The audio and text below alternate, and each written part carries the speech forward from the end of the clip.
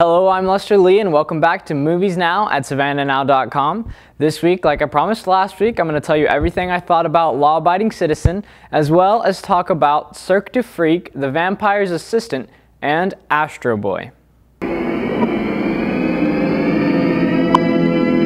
now for our feature presentation. Law Abiding Citizen is basically everything you see in the trailer. It doesn't go much more in depth, but it's awesome. Clyde Shelton, played by Gerard Butler, is robbed of his family at the very beginning of the movie when two men break into his house and murder his wife and young daughter. The main murderer actually goes free, however, after he agrees to testify against the other man involved in the burglary, who in turn gets the death penalty. Shelton loses faith in the justice system and is very angry that the man who killed his family is walking free, but he doesn't react immediately. He bides his time for 10 years, at which point the man who got the death penalty is scheduled to be executed.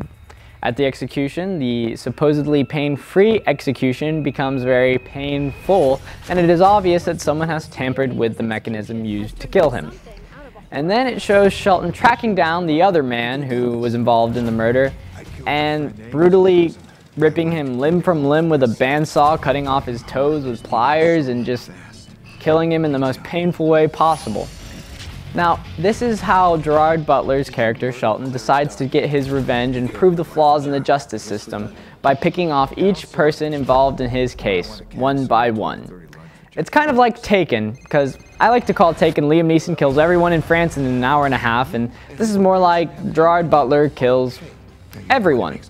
Now, I'm not going to give away the ending, but it's kind of predictable, but I don't think it took away from the movie. I think it was pretty awesome. Are they still killing people? I found a couple of contract payments from the Department of Defense. Tell us what we're dealing with. A spy? Spies are a dime a dozen.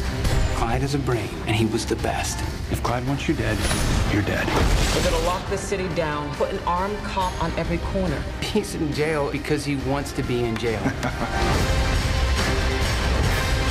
I'm going to bring the whole system down on your head.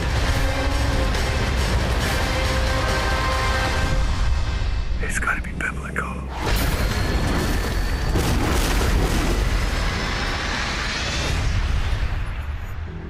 Now, Law Abiding Citizen definitely isn't an earth-moving film. It's sometimes a little forced, sometimes a little bit too unrealistic, and the ending was a little predictable.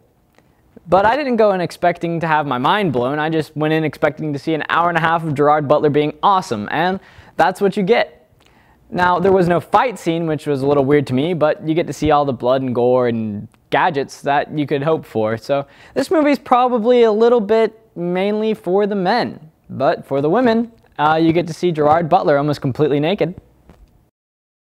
Cirque du Freak, The Vampire's Assistant is based off of the first 3 books of the Saga of Darren Shan, written by Darren Shan, and is centered around a boy named Darren Shan, who is your average kid. He generally stays out of trouble and gets relatively good grades. Until one week, he and his friend Steve discover that there's a traveling freak show coming to town, and they decide to do everything within their power to attend. They finally get in, and they see everything you would expect, like a bearded lady and a reptile boy, and a vampire. Darren immediately feels things inside his body begin to change, and he becomes a newly initiated member of the undead. He joins the freak show himself and starts to use his newly found powers and becomes a valued pawn in the battle between the vampires and their deadlier counterparts in the ending of a 200-year-old truce. If you can't wait until the second movie of Twilight comes out and you really like horrible vampire movies, then I guess you could go see The Vampire's Assistant. Do I have super spit now? Yes, you have super spit. You'll be able to do all kinds of things. Can I, like, turn into a bat and stuff? No, that's bull. They're looking for you, Darren. Prepare to die. Check this out. Just like a real vampire.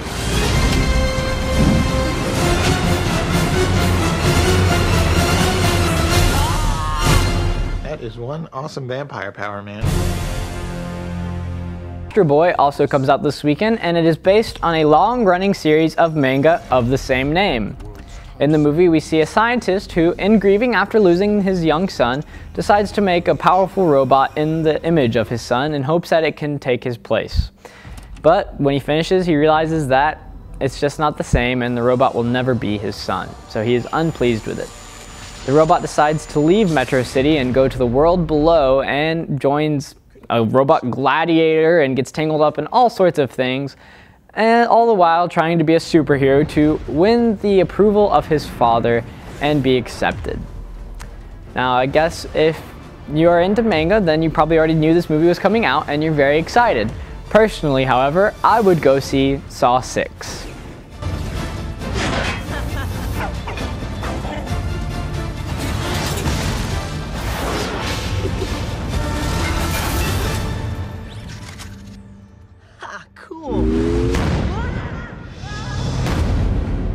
Now, like I said, I would rather go see Saw 6, and that means that yes, Saw 6 is also coming out this weekend.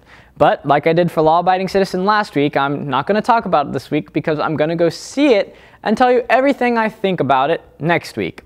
Now, if you've seen all the Saws like I have, then you probably agree that they get progressively worse. But by now, I feel obligated to see them all, so let's cross our fingers and maybe this one will be better. So you can see Cirque du Freak, The Vampire's Assistant, Astro Boy, and Saw 6 all opening on Friday, October 23rd, 2009. And of course, there's Law Abiding Citizen, which came out last week, and I highly recommend it. For local times and listings, go to savannahnow.com/do/moviesnow. And once again, this is Lester Lee for Movies Now at savannahnow.com.